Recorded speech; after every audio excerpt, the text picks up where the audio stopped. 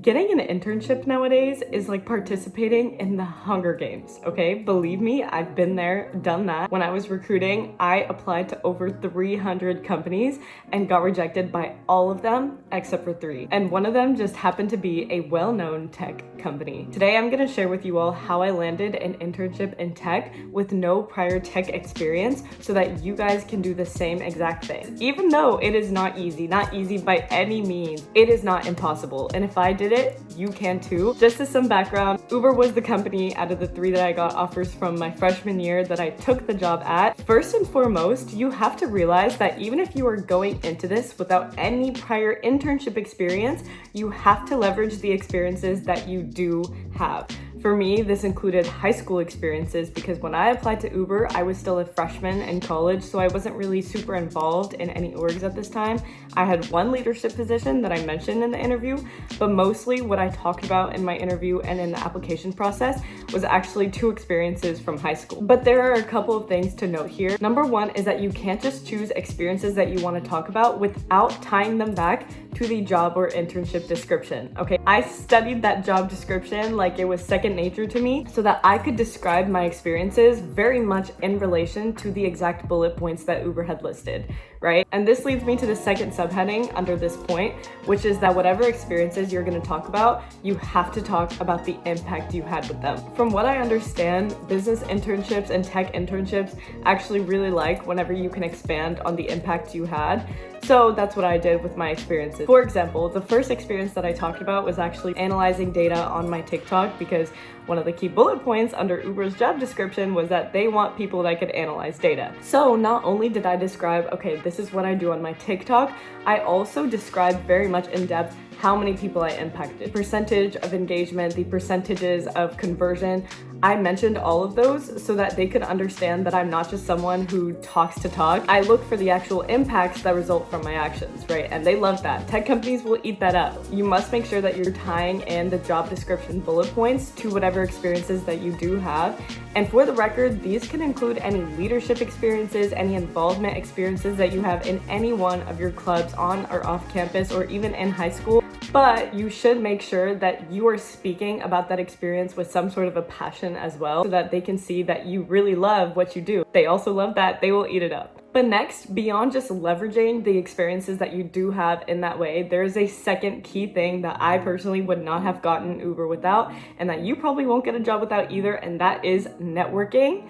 But specifically, networking with upperclassmen who have already been through an application process and or who have already been at the company that you want to be interning for. For me, I actually found someone in one of my orgs who was the president of that org that I could connect to because he actually interned at Uber previously. And this just helped me talk about Uber in my interview with a much more informed perspective on the day-to-day life of employees at Uber. So my recommendation to you would simply be go out and search for upperclassmen that have been at the company that you want to be at. Okay, this can be through LinkedIn, this can be through friends of friends, but you have to go put yourself out there because it is so valuable for you to find someone who has, if not been through the same application process at the same company, at least a similar kind of application process at a similar type of company. If I hadn't found the person that I found, what I would have done alternatively is try to go find another tech intern at another tech company and just see maybe what they would have done with their application differently, what they think helped them succeed at their application, why they like tech, what they actually do as part of their day-to-day responsibilities in their job,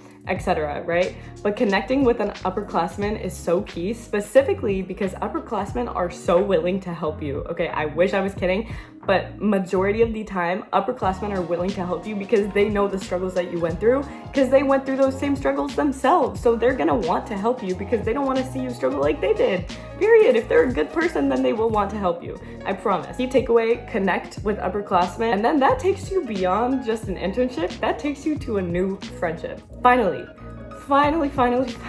this video would be incomplete if I did not admit the hours and hours and hours of research that I poured into Uber as soon as I knew that I had my interview, it was a non-stop grind, okay? I would research and research and research, and you need to do this too. A few key points here, okay? Number one is that a very common interview question, no matter what company that you're applying to, is the why this company interview question. What they are looking for from you is that you actually are passionate about this company in terms of why they do what they do. Uber, for example, is a ride-sharing company that wants to connect people to the places that they want to be at. This is why understanding a company's mission and their values is so crucial for you. For me, I researched Uber before I interviewed, but I honestly kind of wish I did it before I even applied.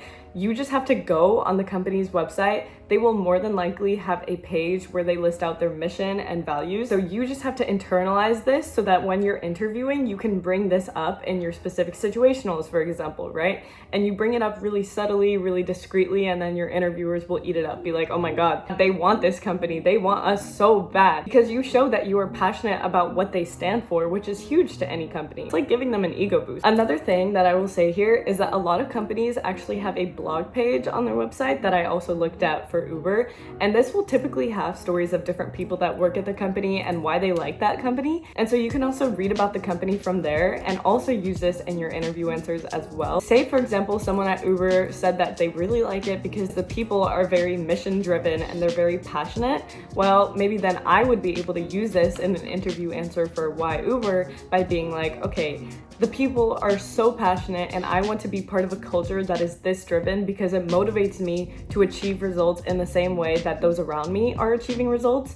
Something like that, right? That was like a super up in the air answer, but having something along those lines, dependent on what the company stands for and what its employees stand for, this will make you stand out. If you have a good why this company answer, you're automatically gonna be placed like here, whereas other candidates might be placed down here. It makes a world of a difference, especially when you're someone that doesn't have prior internship experience. You need to bank off of anything else that you do have, and this is one of those things, the why this company answer. I mostly just summarized these three things, but they were truly what helped me land Uber. Remember that you have to leverage everything that you do have instead of focusing on whatever you don't. This way you're naturally also gonna seem more positive and encouraging rather than, like, I don't have this, or negative, you know what I mean? Personality matters too, right? Like, personality hires are a real thing. That's a bonus tip. I will for sure make more videos about this because there's so much more to be said, but for now, I hope this was helpful. Make sure you actually practice these tips before you apply them for your next recruiting cycle. Stay tuned for so many more tips to come, and also to follow along with my Uber journey this summer. I hope this helped, and thank you so